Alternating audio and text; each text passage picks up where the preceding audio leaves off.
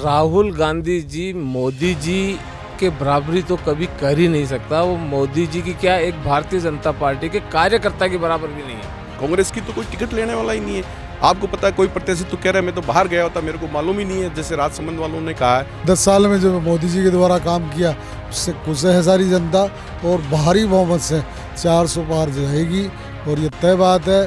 Definitely BJP 400 पार करेगी इस बार।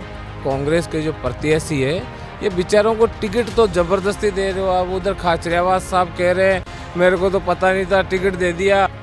जयपुर ग्रामीण के अंदर बहुत ज़बरदस्त लोकसभा का माहौल है और कहीं ना कहीं दोनों तरफ के प्रत्याशी जो हैं वो अपने तमाम सारे कार्यकर्ताओं के साथ मैदान में उतरे हुए हैं। चाहे एक तरफ राव राजेंद्र सिंह जी हों जो कहीं ना कहीं राजघराने से हैं शाहपुरा के और बीजेपी के लिए या वहाँ पर दावा ठोक रहे हैं, वहीं दूसरी तरफ अनिल चोपड़ा है जो सचिन पायलट टीम के बताए जाते हैं और स्टूडेंट लीडर रह चुके हैं। बात करेंगे जनता से जयपुर ग्रामीण की कि क्या होगा वहाँ पर, क्या माहौल लग रहा है, किस तरह से चीज़ें हो रही है, सब मुद्दों पर बात करेंगे।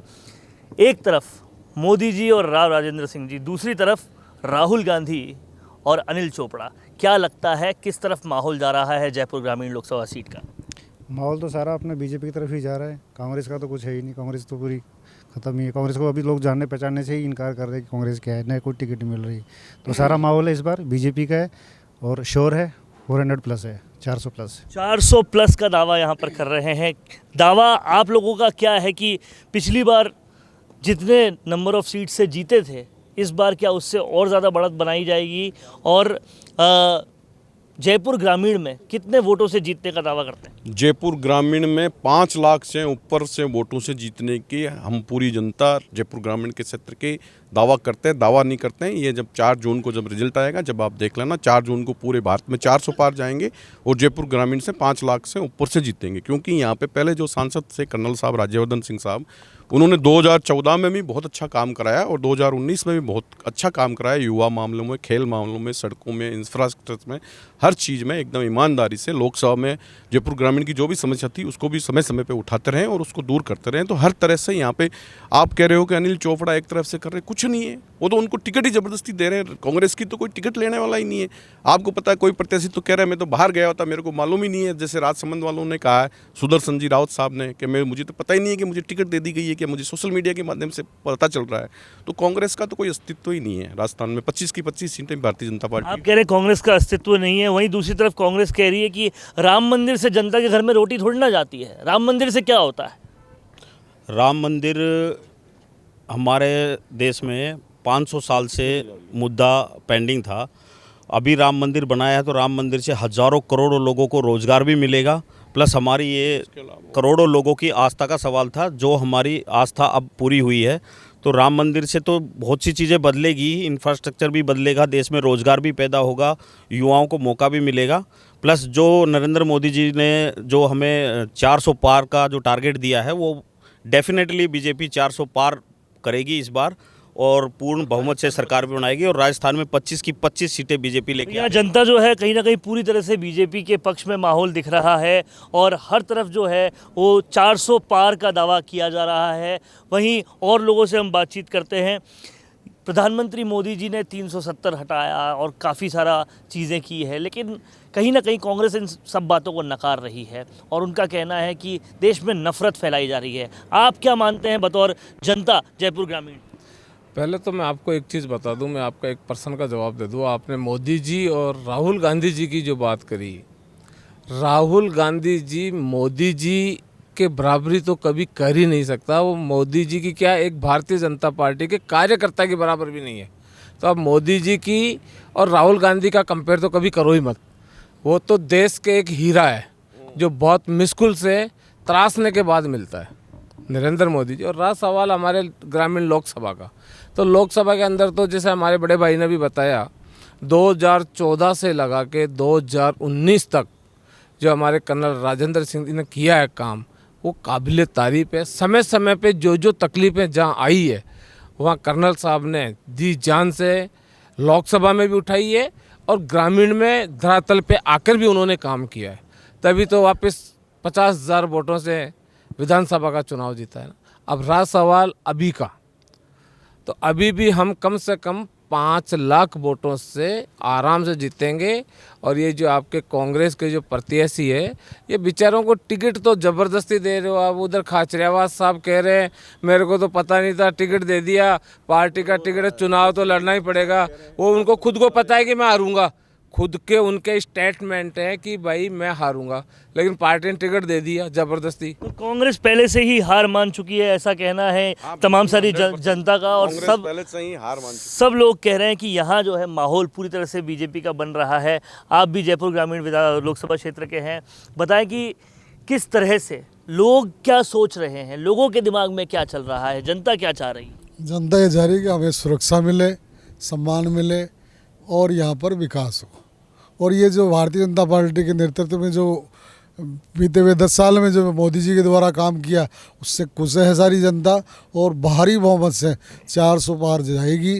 और ये तय बात है, नरेंद्र मोदी जी अब की बार जो कई बड़े काम किए हैं, वो कुछ रह गए, वो सारे काम करेंगे और जनहित में काम होगा और सारा देश एक बढ़िया मैसेज जाके और खुशहाली से अपने जीवन जीने की।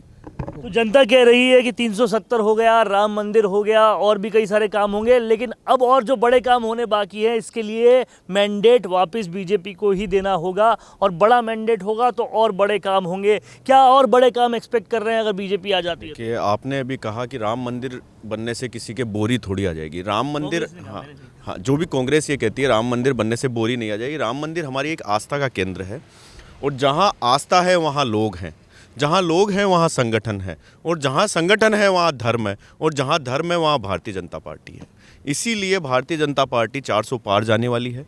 हमारा जो राजा है, यथा, जैसा कि हम कहते हैं यथा राजा तथा प्रजा, हमारे राजा ने हमारे धर्म को बिल्कुल सर पे ऊंचे हुए हैं। उसी हिसाब से पूरी जनता उनके साथ है।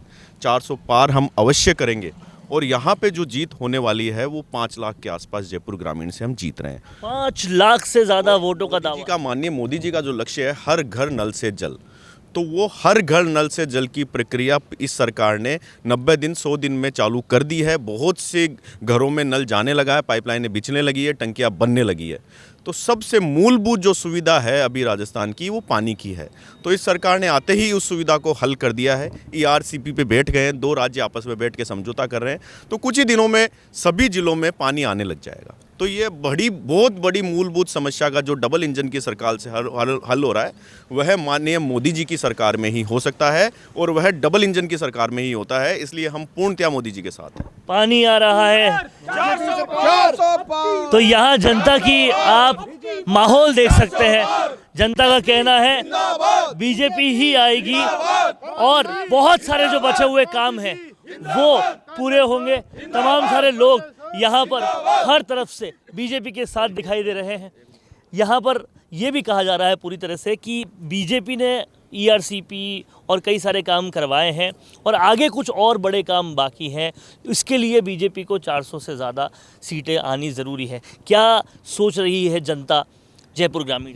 जनता जयपुर ग्रामीण की ये सोच रही है कि जो मोदी जी का मिशन है 400 पार का, वो जो योजनाएं जिनमें चेंजेस करने हैं, देश में जो बदलाव होने हैं, वो 400 पार होने से बदलाव होंगे। और वो जयपुर ग्रामीण के साथ साथ पूरे देश में ये सीटें आनी है साहब। 450 पार जाएगी। 450 पार यहाँ पर सीटें बढ़ती जा रही है। आपका क्या मानना है? एक तरफ कांग्रेस है जो कह रही है कि सारी देश की दूसरी पार्टियां एक साथ आ चुकी है, इंडिया गठबंधन बना चुके हैं, और सब जो कह रहे हैं वो ये है कि प्यार का माहौल बनाएंगे, इसलिए कांग्रेस को लाना है। आपका क्या कहना है? प्यार का माहौल तो बीजेपी आएगी तभी बनेगा। 2014 से जब मोदी जी ने इस देश का नेतृत्व संभाला है, तब से आप देख रहे हो, पहले कांग्रेस के राज में आए दिन कहीं न कहीं दंगे होते थे, जैसे यूपी हो, कहीं भी हो, या जम्मू कश्मीर के अंदर आर्मी पर पत्थरबाजी होते थे। आपने 10 साल के अंदर देखा होगा कहीं भी कोई दंगा नहीं हुआ है। छोटी मोटी घटनाएं होंगी, बाकी ऐसे कोई जैसे आए दिन, जैसे कभी राजस्थान में, कभी यूपी में, कहीं बिहार, मतलब उत्तर प्रदेश और अपने जैसे जम्मू कश्मीर में जो पत्थरबाजी होती थी, वो 2014 के बाद में जब से मोदी जी देश के प्रधानमंत्री बने हैं तो उस पर अंकुश लगा है।